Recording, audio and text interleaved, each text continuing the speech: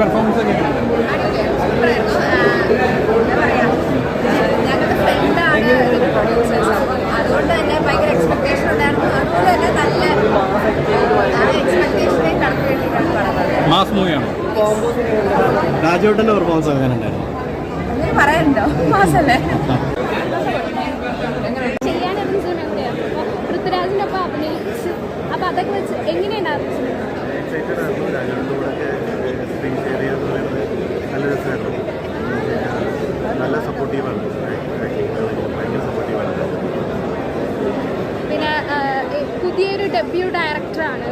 അപ്പോൾ അത് ഇപ്പോൾ സച്ചി സാറിന് പറഞ്ഞല്ലോ. അപ്പോൾ ഈ ഡെബ്യൂ ഡയറക്ടറിൻ്റെ ഒരു ഇതിൽ ചെയ്തപ്പോൾ എങ്ങനെയായിരുന്നു എക്സ്പീരിയൻസ്? ഒരിക്കലും ഡെബ്യൂ ഡയറക്ടർ പോലെ അല്ലായിരുന്നു ചേട്ടൻ.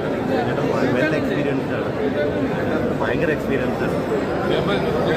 യാതൊരു തോന്നുന്നില്ല. ഐ മീൻ ഫസ്റ്റ് മൂവിയാന്ന് നമുക്ക് തോന്നുന്നില്ല. ഞങ്ങളെല്ലാവരും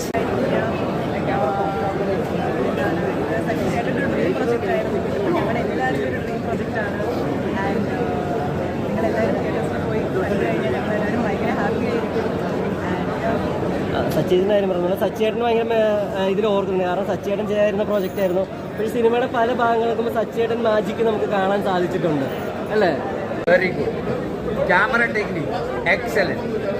അവാർഡ് കൊടുക്കാൻ പറ്റിയൊരു പടമാണ്. ഓക്കെ, ഞാൻ ജോച്ചയാണ് ചാലക്കുടിയിൽ. ഓക്കെ.